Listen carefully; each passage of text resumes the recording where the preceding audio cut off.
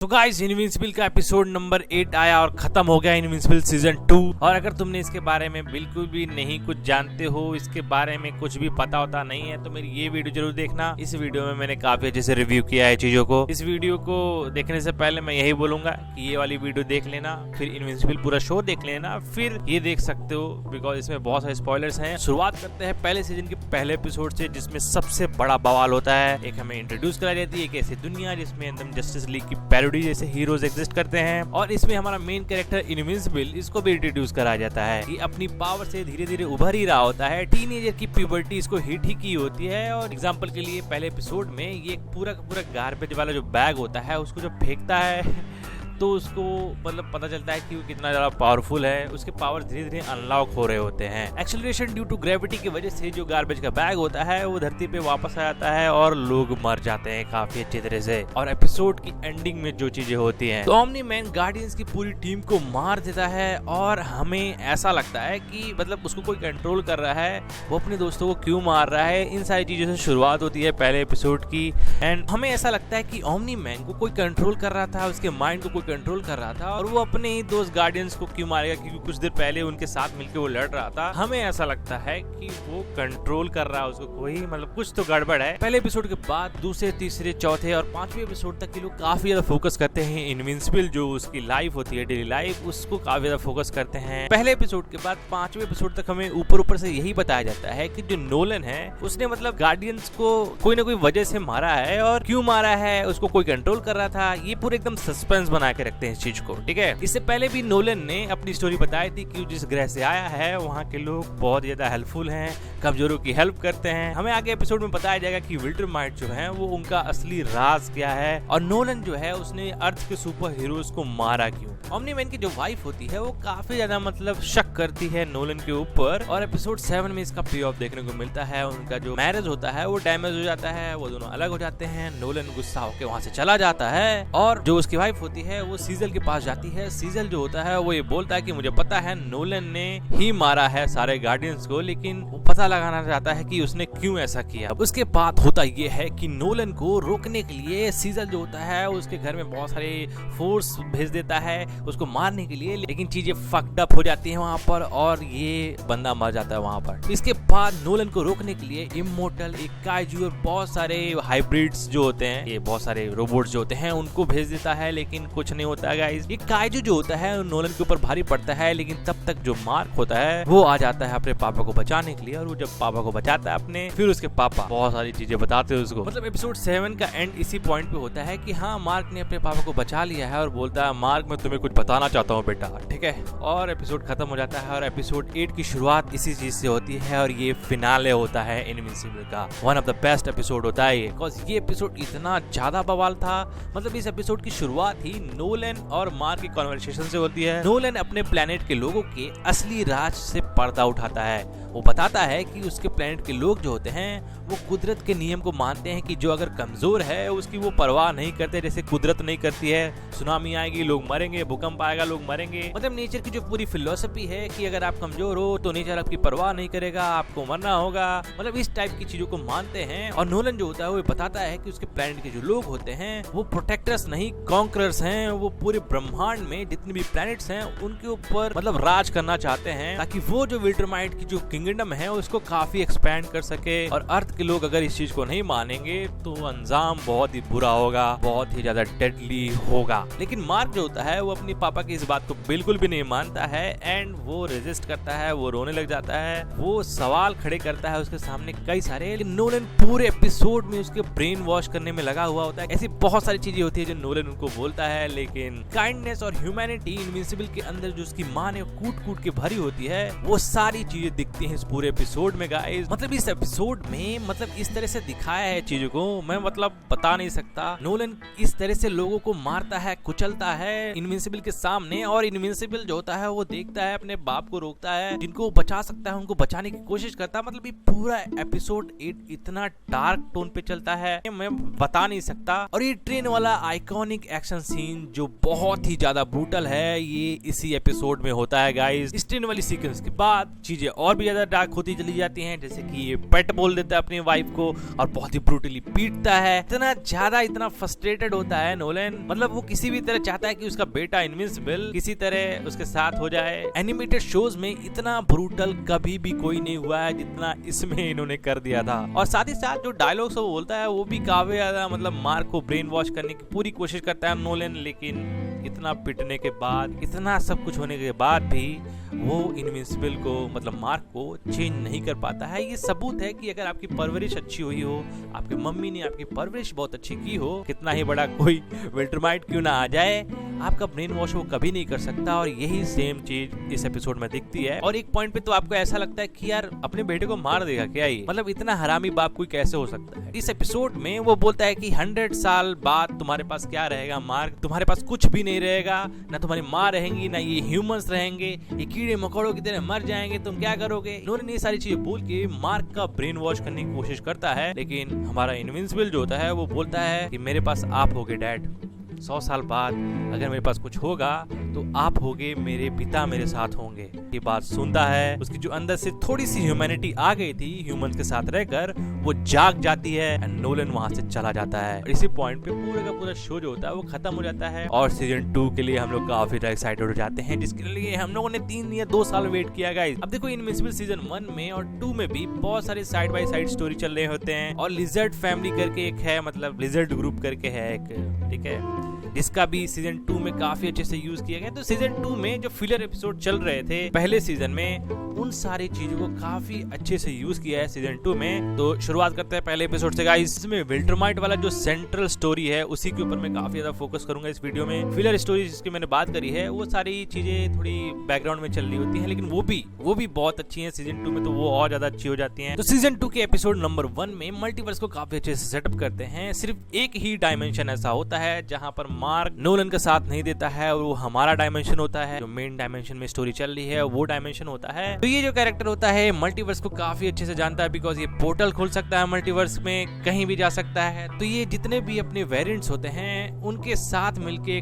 बहुत सारे जो दिमाग होते हैं उनको जोड़कर एक दिमाग बनाएगा। तो इस चीज के लिए बंदा क्लोन्स के पास जाता है, और ये जो क्लोन्स होते हैं ये मिलके इन सारे के सारे जो वेरिएंट्स होते हैं इस कैरेक्टर के, इसके दिमाग को एक ही क्लोन में डालना चाहते हैं। शायद इसका कोई क्लोन बनाने का इन लोग का प्लान था, लेकिन वो प्लान फेल हो जाता है। मार्क आके उन चीजों को रोक देता है एंड ये बन जाता है कैरेक्टर। लेकिन अभी हम बात करते हैं एपिसोड 2 की। मार्स के ऊपर ये ह्यूमन जो होता है जिससे इस कीड़े ने बॉन्ड कर लिया था, कीड़ा है इंसेक्ट से पता नहीं क्या है, तो ये चीज भी काफी ज्यादा सेटअप की जाती है आने वाले एपिसोड के लिए। तो ये वाला एपिसोड जो होता है वो अर्थ की साइड बाय साइड जो स्टोरी चल रही होती है उसके ऊपर फोकस करता है, लेकिन इसकी सेंट्रल स्टोरी जो होती है वो विल्टरमाइट्स वर्सेस ह्यूमन होती है, जो की चल रही होती है धीरे धीरे वो भी, जिसके बारे में चौथे एपिसोड में काफी ज्यादा फोकस किया गया है। तीसरे एपिसोड में एक्चुअली में यूनोपन जो एलन होता है हमारा, एलन द एलियन, इसके ऊपर काफी ज्यादा फोकस करता है। इसको तुम लोगों ने इनविंसिबल के लास्ट सीजन में देखा होगा, जब ये एक्चुअली में इनविंसिबल से बात करता है टेलीपैथी का यूज करके।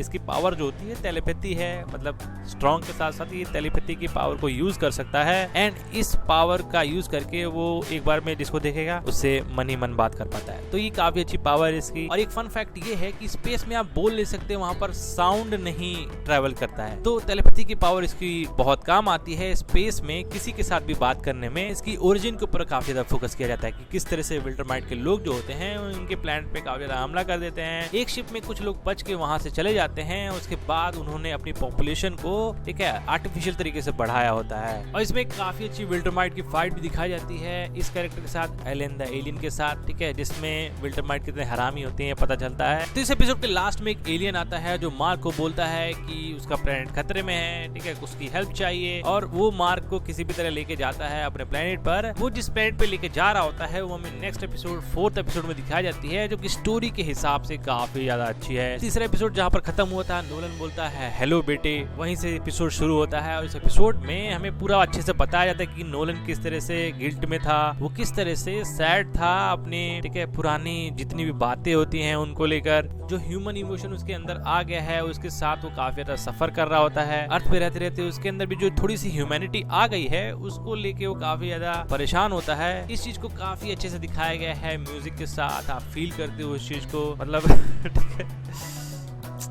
बुरा लगता है यार बंदे के लिए। कैरेक्टर डेवलपमेंट किस तरह से होता है उसका हम लोग एक अच्छा सा नमूना देखते हैं इस पूरी के पूरे सीरीज में। और वो शायद किसी बड़े ब्लैक होल के इवेंट होराइजन के बगल में खड़ा होता है, शायद वो उसके अंदर जाना चाहता है। ब्लैक होल का जो पूरा का पूरा ग्रेविटेशनल पुल होता है, शायद नोलन उसके अंदर जाके मरना चाहता था, मे बी ऐसा ही करना चाहता था वो। लेकिन वो एक बड़ा सा स्पेसशिप होता है जिस स्पेसशिप को वो बचाता है वहां पर, और वो लेके जाता है उस प्लेनेट पे जिस प्लेनेट से वो लोग होते हैं। और वो प्लेनेट के लोग उसको काफी ज्यादा थैंक यू बोलते हैं। हालांकि वो इंसेक्ट्स का प्लेनेट होता है, मतलब एक बहुत ही अच्छा मेटाफोर है ये, कह सकते हो आप कि वो जिन लोगों को कीड़ा मानता था, ठीक है, ह्यूमंस को कीड़ा बोला उसने। कीड़े जो होते हैं उनकी कोई औकात नहीं होनी चाहिए इस पूरे के पूरे प्लेनेट में, वो नेचर के आगे कुछ नहीं है, उनको मर जाना चाहिए। ऐसी बातें बोलने वाला एंड जैसे दिखने वाले, कीड़े जैसे दिखने वाले लोगों के साथ परिवार बनाता है एक प्लेनेट के ऊपर। ये चीज इतनी ज्यादा इंसेन होती है, इतनी ज्यादा, मतलब इतना चेंज आता है इस कैरेक्टर के अंदर। ये सारी चीजें हमें इस एपिसोड में दिखाई जाती हैं। और मार्क का कैरेक्टर थोड़ा रेजिस्ट करता है थोड़ा सा, लेकिन बाद में एंड में एपिसोड में 3 विल्टरमाइट या 4 विल्टरमाइट आते हैं भाई इस प्लेनेट को खत्म करने के लिए। और इसीलिए नोलन ने मार्क की हेल्प ली, क्योंकि वही उसका अपना है जो विल्टरमाइट्स के खिलाफ लड़ सकता है। और विल्टरमाइट्स के खिलाफ वो लोग लड़ते हैं इस एपिसोड में। जब भी बात नोलन के बच्चों की आती है तो नोलन गॉड मोड ऑन करके लड़ता है भाई। इस एपिसोड में दिखाया है पूरा का पूरा। विल्टरमाइट्स को मार दिया उसने काफी अच्छी तरीके से। तो ये चौथा एपिसोड, लास्ट एपिसोड था 2023 का, और इसके बाद पार्ट 2 करके इसका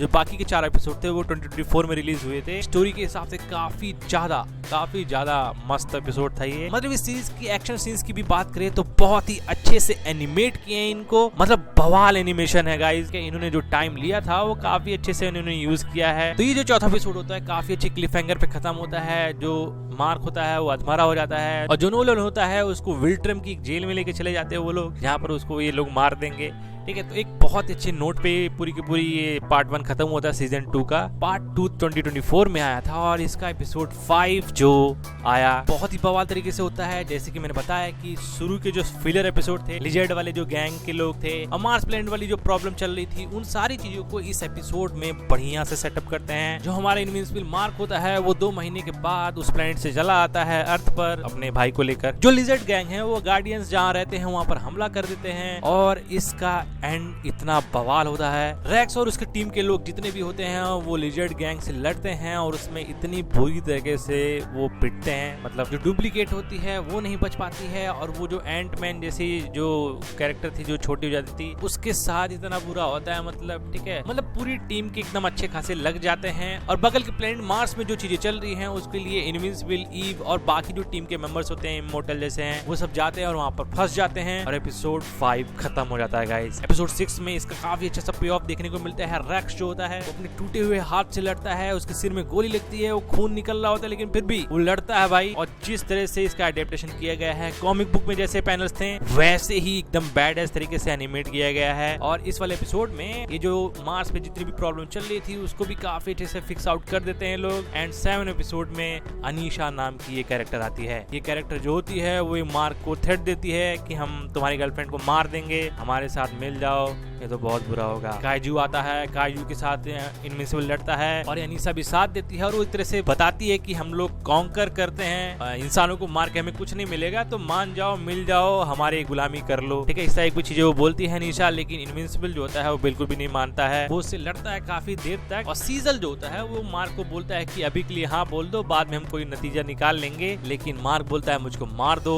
मुझको खत्म कर दो। और अनीशा जो होती है वो बोलती है कि मेरे बाद जो आएगा बंदा वो ये नहीं बोलेगा, जितना प्यार से मैंने समझाया ये मतलब उतने प्यार से नहीं समझाएगा, बहुत अच्छे से मारेगा तुम्हारी। तो ये बोल के वो चली जाती है। एपिसोड 7 के एंड में हमें इस कैरेक्टर का एकदम छोटा सा दिखाया जाता है जो एकदम गायब भी हो गया था पहले एपिसोड के बाद से। इसको दिखाया जाता है, बीच में दिखाया गया था, मेरे को याद नहीं कौन से एपिसोड में, लेकिन इसको टीज करके छोड़ देते हैं। और एपिसोड 8 की शुरुआत इसी पॉइंट से होती है जहाँ पर मार्क की मम्मी को ये होस्टेज बना के रखा होता है, जैसे कि 7वें एपिसोड में हुआ था। बिल्कुल सेम तरीका यहाँ भी हो रहा होता है, बस उसकी माँ होती है उसकी गर्लफ्रेंड की जगह। इनविंसिबल के कैरेक्टर के लिए काफी बड़ी बात होती है, बिकॉज पहले उसकी गर्लफ्रेंड चली गई उससे, अब उसकी माँ के ऊपर जान आ गई है, तो वो एक तरह से फ्रस्ट्रेटेड है। कल ही तो अनीशा आई थी, उसकी गर्लफ्रेंड को होस्टेज बना लिया था, अभी यहाँ पर उसकी माँ को होस्टेज बना लिया है, उसके भाई को होस्टेज बना लिया है, और यहाँ पर चीजें बहुत ही ज्यादा डार्क हो जाती हैं। ये जो कैरेक्टर होता है मार्क को मारना चाहता है, क्योंकि मार्क को इसने हर एक डायमेंशन में लोगों को मारते हुए देखा है, इसका ब्रेन वॉश हो गया एक तरह से। तो इस वाले डायमेंशन में जो मार्क है उसको मारना चाहता है। ये कैरेक्टर जो होता है ये रिवील करता है कि मार्क और इसकी मम्मी मिलकर नोलन का साथ देती हैं और पूरे अर्थ में तबाही होती है गाइस। तो हर एक यूनिवर्स में इसकी मम्मी और मार्क दोनों ही इविल होते हैं, दोनों ही बुरे होते हैं। तो उसका गुस्सा इस वाले